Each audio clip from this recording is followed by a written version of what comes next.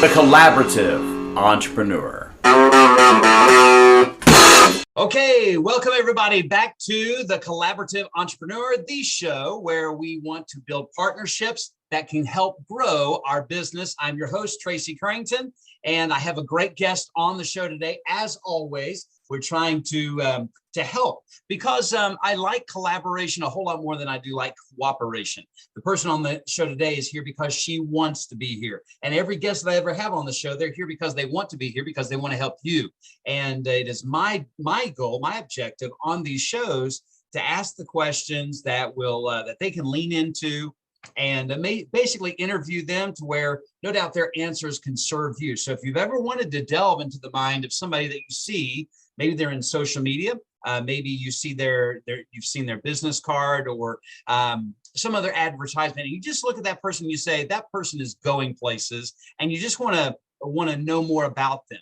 You're in the right place, because in today's conversation, I'm going to be taking us through an interview with an entrepreneur who's growing her business and learning who she is as a wife, as a mother, as a leader along the way. And our conversation will take a look into her story. What is it that motivates her? What is it about her wins and the learns that she's had along the way, as well as what is she working on today and what she wants to accomplish in the future? I know she's going to share with us some valuable insights and lessons that she's learned from her entrepreneurial journey. Her name is Sarah, and she has 9 years of experience in the real estate and investing industry, accounting. She, as an investor, as an advisor, as a bookkeeper, she owns her own business. It's called Advisory Solutions, LLC. And that's where she gets to serve her clients in maybe advising for real estate investors. She also has her own properties. She's a bookkeeper providing accurate financials in a timely manner. I like that part. And by the way, anybody that wants their books kept, they want them kept in a timely manner, because we know bad things happen if they're not kept right. But also she has the ability to make split-second decisions, help entrepreneurs grow their business with less stress, in especially the accounting department. So if you don't have one, get yourself a pen, get yourself a notepad. I've got mine already. Also, it's great to have a beverage. I like what fitness instructor Tony Horton says, drink your water, people. So if you got some water handy, get that, maybe a cup of tea or some coffee, and get ready for our guest entrepreneur. Her name is Sarah Bratcher. Sarah, welcome to the show today. Hi, thank you. I got my water. Awesome. Love it. Love it. Great to have you on the show. And Sarah, let's see, how long have we known each other by now? I can't remember I was thinking about that earlier. I can't remember how long we've known each other. I think it's probably over three and a half years, Yeah. Almost 4 years now, maybe. That sounds about right. I think for those on the call today, Sarah and I got to meet one another in a mastermind. And if you don't know what a mastermind is, it's basically we had, I think it was the How Successful People Think. Mm-hmm. We got to share that space together. And we have a mutual friend and mentor named Braun Light, and he got to teach us in that one. We got to know some other good entrepreneurs in that time together. But from that, Sarah and I have got to know each other in more professional type relationship as her coach. But just to see her, to hear her story, to see what she's done, I don't want to tell it. It's best coming from her. So Sarah, give the listeners a bio sketch. Tell us about your journey from, you're a mother of two, your wife, but you've not always been a business owner. So give us the backdrop about how you come to be in this as an entrepreneur today. So the short story is I graduated high school and didn't know what in the world I wanted to do. So I did a lot of things, and was miserable at them. And I finally at 25, I was like, okay, I probably need to settle down on something. And I had been in an office, an oil and gas office, and I did a lot of accounting for them.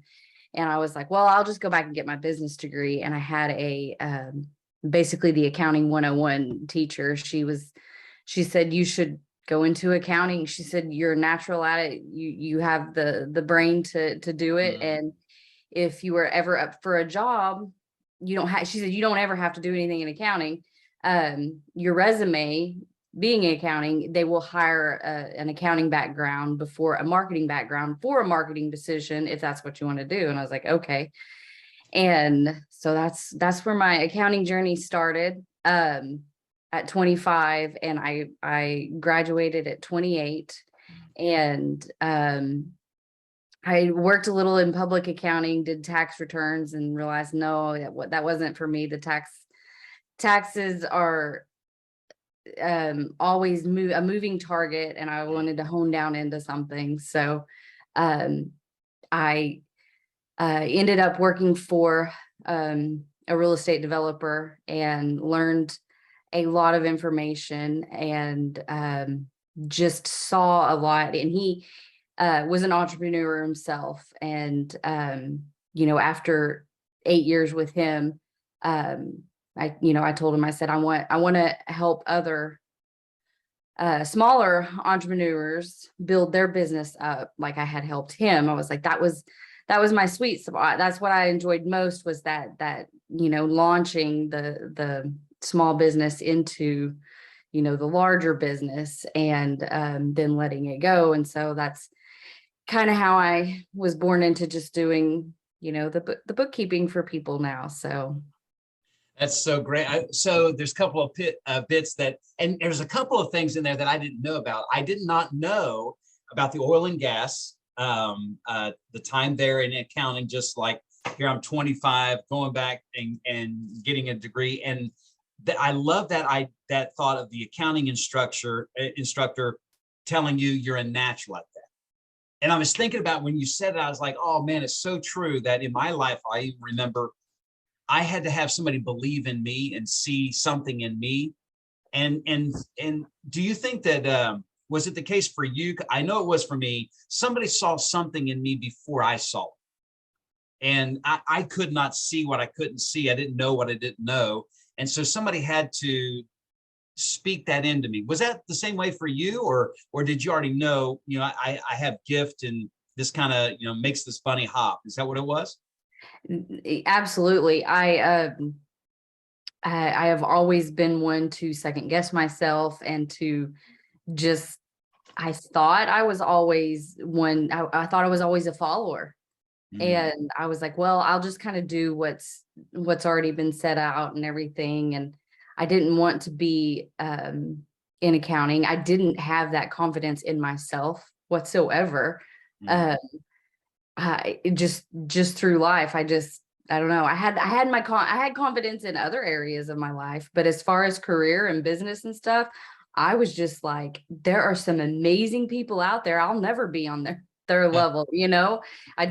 It was just too far of a dream away from me. Like, being an accountant, that's a lot of weight to have on you, to be in charge of people's finances and books and stuff like that. So her speaking that, and it's where I go back to all the time. I'm like, she saw that in me. I can do this. Da, da, da, da. And so that's the little pep talk I give to myself when the imposter syndrome starts to creep back in. I'm like, Dr. Holmes says I could do this. So that's so great. And then I was just thinking about that transition from from the oil and gas into going back and getting a degree, then coming in, serving an entrepreneur for 8 years. And I know a little bit more of the inside story on that, as that journey because that was tough. It was tough for you to, like, man, you've got this security, and you've got this steady income, but you got that itch that like that's why I come in here, because I wanted to go out. I didn't come to stay. I came to learn all I could to go out and build and help and scale other people's businesses.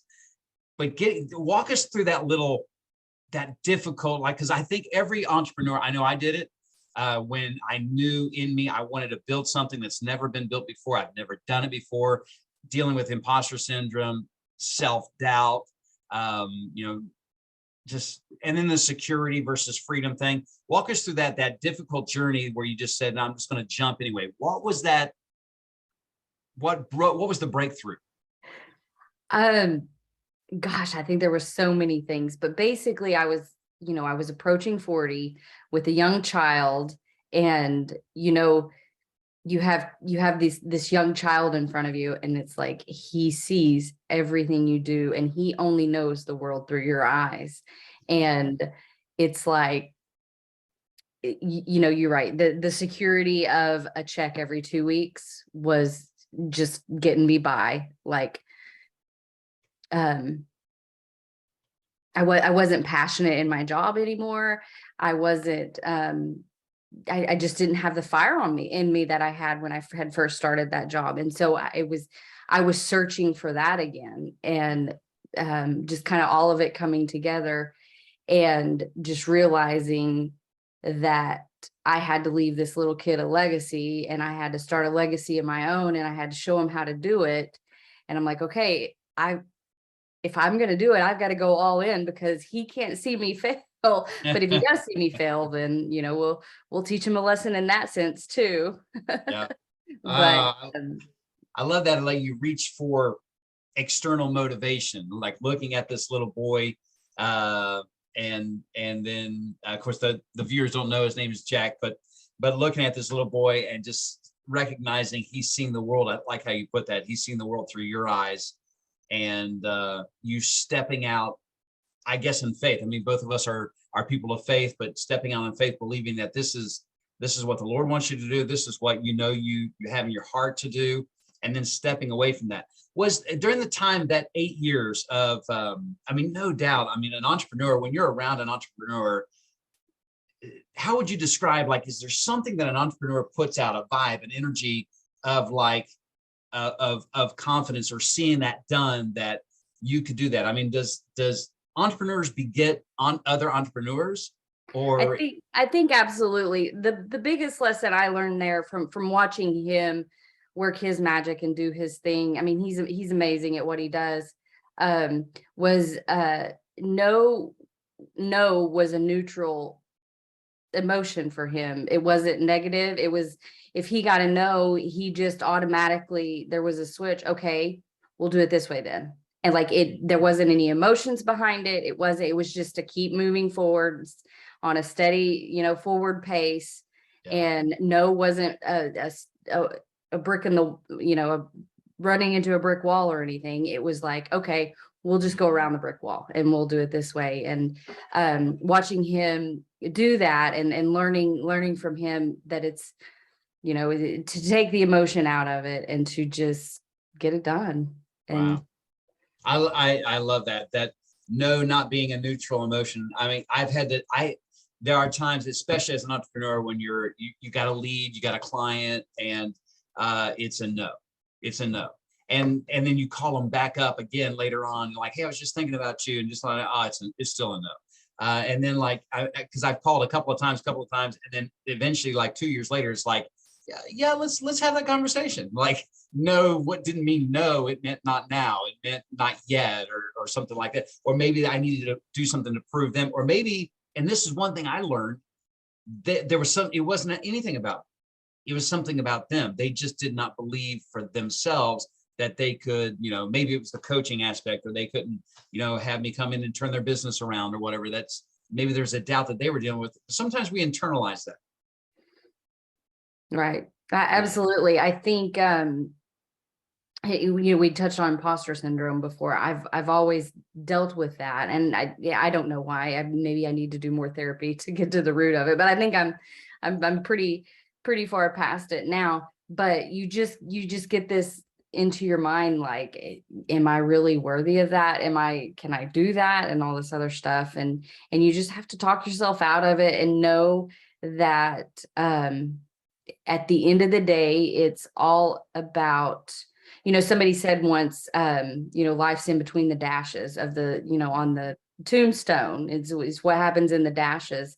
And it's like, that person telling me no isn't going to probably be spoken of at my funeral. So what does it matter? I'm not going to answer for that when I meet my Lord and Savior, and we have a discussion about a lot of things I've done wrong. Yeah. But anyways, I just try not to let the no's be speed bumps, and I just try to keep on moving, and it's not easy. It's not easy. There, I mean, I got to know a couple of weeks ago, and I kind of wallered in some pity for a minute, and then I was like, wait a minute, I can't be doing this. I'm not supposed to be doing this. This is supposed to be neutral. Let's go on. So what a great point. and Thank you for that value. What was that you were going to say? one of the my most recent goals for this quarter is to actually it's not to land more clients. It's how many no's can I get? Wow. So it's getting myself out there to get the no's. I think it's Alex Hermosi talks about, if you do 10,000, cold sales calls, you'll learn more about sales than reading any book you can find. And so I'm an accountant. I'm not a natural sales and marketing person. And so my goal this quarter is to rack up the no's, to get as many no's as I can, so I can get that experience, and I can tailor my script to where I can get more yeses eventually. So these people are just my my audience to try out this script on. They're not a potential client anymore. They're just, I'm going to try this out and see if it works. And if it does, we'll keep using it. I think we were at the same Live to Lead where Jamie Kern-Lima was speaking. Do you remember that one? Yes. She said here recently, her and Ed Milet were on a podcast, and just on the point that you've made, she mentioned that she believes that sometimes God hides our value from potential clients because they're not in alignment with his destiny for us. Ooh, that's good. And I'm like, oh man, I never thought that, like God's shielding our value. So it had nothing to do with us. It was God says, yeah, that's an opportunity, sure, but it's not in alignment with my plan for your life. So I'm going to shield your value from their eyesight. They're not going to be able to see the brilliance that you bring. And that really helped me when I deal with a no of, oh, thanks God. Thanks God for not letting me go that direction, because that apparently would not have been in alignment. And I thought that was so, it served me so well. That was just recently on a podcast. I heard that. That's really good. That's really good. Yeah, I follow her on Instagram, and I think I saw where she was on his, but I didn't listen to it. I'll have to go back and. Yes, she's got a brand new book out, and I think it's, from what I hear from it right now, it's going to kill her first one. First one, yeah, the first one was good, but from what I heard on that podcast, if it's any indication what the book's like, it's going to be amazing. She's so inspiring, because she was one that got tons of no's. She got no's from like the biggest people ever in makeup and everything, and she still kept at it. She was like, yeah, I'm not gonna. And yeah, her no wasn't like, no, we don't need your services. Hers was like, no, and you're ugly, or no, and you're overweight, or whatever. Like, man, like a physical attack, a personal attack on top of a no. How demoralizing that would be. So yeah, I agree. She's an inspiration. What about your for you? So many that would be watching this show, they're either aspiring entrepreneurs or they're in the entrepreneur space like you and I are. And I was just thinking about like what they might ask. They might want to know, like, if you were to calculate all the things you've done, all the accomplishment and achievement up to this point, which one would you think would be the biggest of those accomplishments? The miracle of having a kid. Two right. of them now. I don't know how to explain it to someone that doesn't have kids and that hasn't grown a child in their body, and how much your body changes and goes through that, and the stress. I read this last pregnancy, I read that basically the woman's heart and circulatory system goes through the equivalent of a marathon daily during pregnancy, because it's, there's anyways, that may be, a cliche answer, but just the miracle of bringing a child into this world is just amazing. I have a 2-month-old, so it's really emotional for me right now. Sure. Well, I Ask me think in a couple of years when she's writing on the walls. I may have a small different answer. well, I think I know for me, hearing you say that, as well as just thinking about the ones that'll view this podcast and hear your words, that is encouraging. It encourages me just because I know, like, the backstory. Guys that are watching this right now, Sarah's gone through just the CPA's exam alone. To conquer that and be on this side of it, that if you go Google it, go. I mean, you see people, men and women, in tears because, like, man, I studied, and then they got, the grade just was like just short, or it wasn't enough. And then to go through all of those exams, that's an accomplishment in itself. Starting a business, taking on employees, getting leads, generating prospects. Then Sarah and her husband also rent to some of the real estate that they have, investing in the real estate, and then some of the health things from her children. I know all those backstories, but to have her say that right there about the miracle of bringing life into the world like that, that's pretty phenomenal. So congratulations. Congratulations on both your children.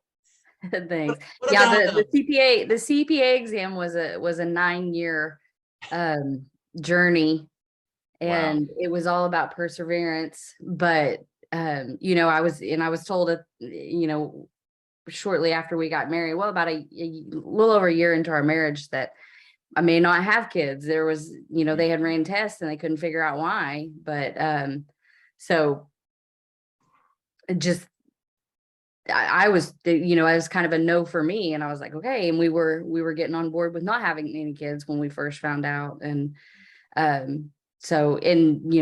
had a lot of health issues earlier in both pregnancies. And so just to know that my body is capable of that and can do something that amazing it's phenomenal. It's bigger than a 9-year CPA exam journey. Yeah. No doubt that's the reason why you called it a miracle. That and I know I have those in my family that there's nothing, as far as medically, there's nothing wrong with them. They didn't do anything wrong. There's no doctors haven't looked and said you're not pregnant because you're just not pregnant. There's no reason for it. It's just, it is what it is. And that would be a big encouragement to her and her husband, just knowing just that testimony right there, that, well, we were willing to accept it. And just almost like when you're willing to accept it, God says, thanks for finally being willing to accept it. Boom, here's the miracle of a child. Yes, absolutely. How do you so as a business owner, and of course as a mom, I mean, no doubt there's going to be so many that are like, how does this lady balance things alike? With having a husband, having 2 children, a 2-month-old is one of them, and the other one, how old is Jack? 3? He will be 4 on Thursday. Oh wow, okay, happy birthday, Jack. But just thinking about like that, and then working and growing your business all at the same time, what do you do to grow and develop yourself personally? I just keep putting myself in positions where the only choice I have is to grow. Sometimes it's intentionally, sometimes it's, oops, I didn't mean to do that, but here we are. Let's just get it done. I don't know. I keep telling my husband, if this doesn't work out, the worst thing that could happen is this, and it's usually like, we don't go on vacation. Or I think one time, when I very first started this business, I was like, maybe we just sell the house and downsize into a tiny apartment or a tiny home or something like that. And I'm like, but it through it all, it's just like, it's trusting in God through all of it. It's like, okay, this is going to happen, or it's not, and just trusting that he's going to give me what I need when I need. And so that's what it is. And I listen to those smarter than I am. I listen to those who've done it before. I listen to those I have a small group that we meet weekly. They're all bookkeepers, and they're about the same size I am, and we're trying to grow, and we have similar,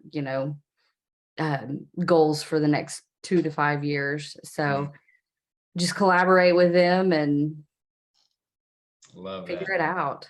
That's what I knew when I heard you. I remember when you were sharing that with me about who you're collaborating with. I'm like, gotta have Sarah on the show, because that like-minded, like-valued. I want to be around people that they've got targets, they've got goals, they've got things they want to do. They're doing things either faster or in more of abundance than I am right now, and I want to ride in their wake and see, like, hey, how are you doing this? And I love that type of collaboration. There's so many, get into the technical side of the business. There's so many options for software, for, running businesses, and options, and everybody's coming at you. You have to niche down because you have to do this, and you have to go this direction, and here's how you do sales now, and it's all ever changing. So when you have 6 or 7 minds come together, and we're all researching and trying these things out, it really advances all of us quicker than just trying things out as we go along. And we can all experience the failure of one person and not do that, or maybe see it. And John Maxwell has a quote. He says that when I change and get better, everyone around me gets better too. So everybody gets to benefit from that, or they should be able to get to benefit from that. And that's our take. I try my best to only surround myself with people now that aren't in competition. Like, I don't think any of it's a competition. We're all, if you're competing, I'm like, if there's 5 dogs and there's only 1 bone, we're all competing for the same bone. But what if we lived in a world of abundance of bones? There's plenty of bones out there for all the dogs. There's plenty of money and plenty of clients out there, and plenty of business for every business owner, even if you're in the same space, in the same community, in the same town. I think that's I had to learn that as well. That abundance mindset instead of the scarcity one. Yeah, with the technology that we have now, everything can be virtual. Most of my clients aren't even from my local area. So, it's all Zoom and email, and, we use apps to move information back and forth. And so, we didn't have that. 10 years ago, that was not what we were thinking about. When we were 25, we weren't thinking about doing business the way that we're doing business today, or being on a podcast. Had no clue what it was. No doubt. So tell me this, because we mentioned about the real estate, and I know that you serve investors, and you give you love that side of the planning and everything. What is it about real estate today that makes it so appealing to you? I think it's most real estate investors are doing it for financial security, to get away from the past, and create generational wealth for their future and their kids' future. And it comes back to just leaving a legacy. Where I started went on this journey when I decided to break away from a W-2 job and become an entrepreneur, and it was I wanted to leave a legacy for my kids. And so that's just kind of, legacy just keeps following me. So I'm like, all right, I'm going to help these other people leave their legacy. And I'm doing real estate as well. It's my passion. So I'm going to be learning about for myself. Might as well do that. And, we can all collaborate on that side. So I collaborate with other bookkeepers. I can collaborate with my clients, and we can all help each other that way too. Yeah. So financial security, generational wealth, leaving a legacy behind. I've learned a lot from from people like you, just in the way that I view investing, just the way that I view, and of course I'm supporting the 10X Grant Cardone brand today. And I've learned a lot from him, just the way that I view investing. First, I invest in myself, I invest into my business, and then I invest into real assets. And it's really been helpful to be, like you mentioned, collaborating with other minds. It really helps me to collaborate with people that are in the space that you're in, just to hear what you're thinking, to know, how are you investing, or what are you looking at when you, because I know that you and your husband, you have your own property and tenants and stuff like that that you're tending to also, and how you're fitting all this into your life. I have no idea, and no gray hair, so I don't understand how that happens. I still have mine, but it just turned gray.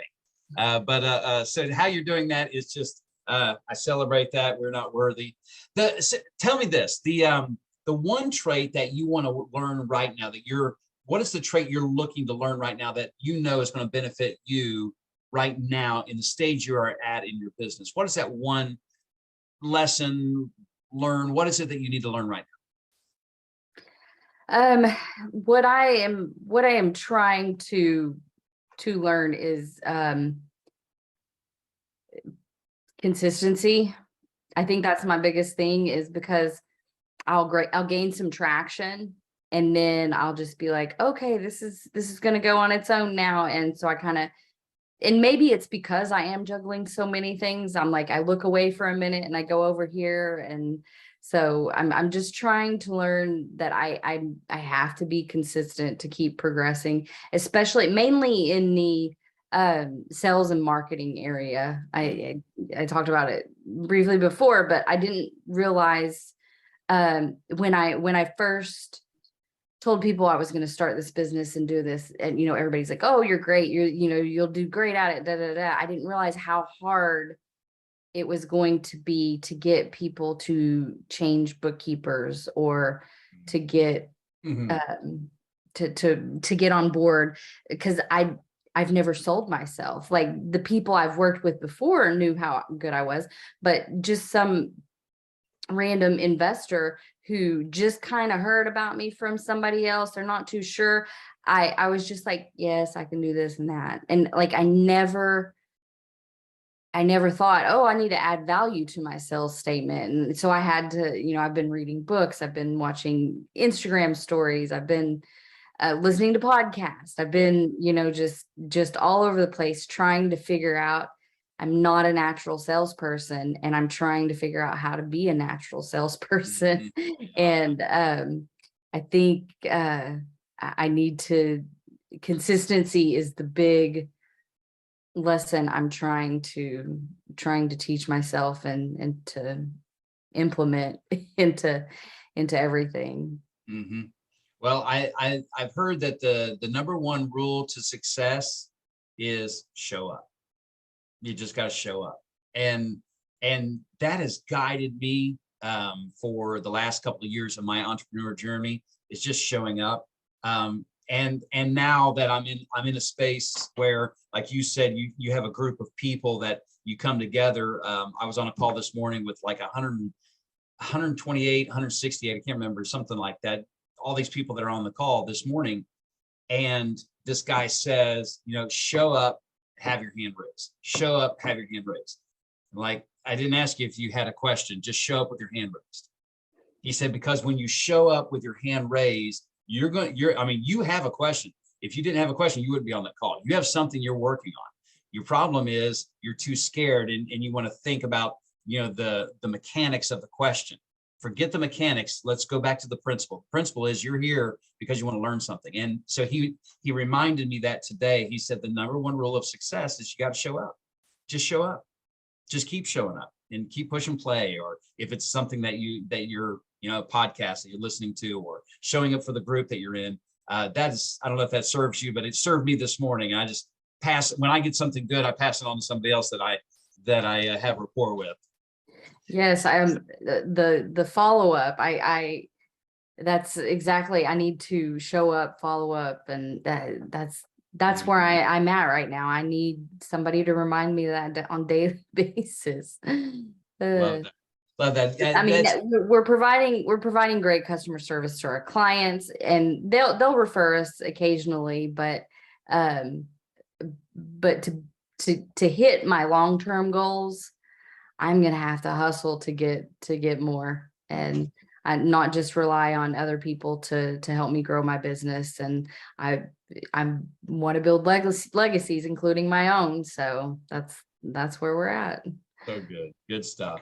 So if let's suppose there's someone that's listening to the call right now, and maybe it's imposter syndrome, because you touched on that a couple times today, or they're in that W-2 job, like you called it, but they've got the itch. They've got that, like, there's a desire in their heart. They know that they were meant for more. And I loved how you kind of painted this picture of being miserable and knowing that what I'm doing right now, it served me for 8 years, but it's just, that's not what the future is going to hold. What is it, the advice that you would give that person who they know they're kind of on the cusp, they're on the threshold, they know maybe what they're supposed to do, but they're just nervous about stepping away from the security into the world that you and I know as entrepreneurship? What would you say to them? What advice would you give? Find your faith. I think it's is it How to Grow Rich?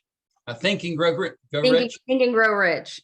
Their chapter on faith, like, really, I was like, okay, and it's been, my trust God over all of this is just to find your faith and focus on that and just plow forward. I love that. It's gonna happen. Mm-hmm. Such good stuff. Good stuff. So if somebody wants to connect with you, maybe there's somebody that, like, man, I need a good bookkeeper who's down to earth. I saw Sarah on a podcast and I want to connect with her. How is somebody going to connect with you? If they want to learn more about you, what you do, maybe just connect with you, collaborate with you, what's a good way that they can, is it social media? Is it LinkedIn, Facebook? Where can they find you? I'm Sarah Bratcher on LinkedIn, Facebook. I'm fixing to launch a YouTube channel for some, I have a lot of brand new investors that don't fully need my services right now, but I go ahead and, I take calls with them and we do an intro thing. So I'm going to start putting some of that on YouTube. Okay. But my website's advisorysolutionswithsarah.com. You can fill out a form there and book a free call with me, or you can email me at sarah@advisorysolutionswithsarah and we can book a call. Awesome. And that's Sarah with an H. Yes. Sarah with an H. All right. Very good. Well, thank you so much, Sarah, for joining me on the call. And those that are with me today, thank you for, again, viewing the Collaborative Entrepreneur and following TMC Coaching. You can learn more about me and what I do and how I can help businesses, help individuals in the personal and professional spaces of life. You can find me at tmccoaching.org online at our website. If you'd like more information about what I do and how I can serve you, how we work together, hit me up at tracy@tmccoaching.org. So until next time, everyone, surround yourself with great people just like Sarah that can elevate your thinking and inspire you to dig deep and do more as you grow in your entrepreneurial journey. Until next time, we'll see you.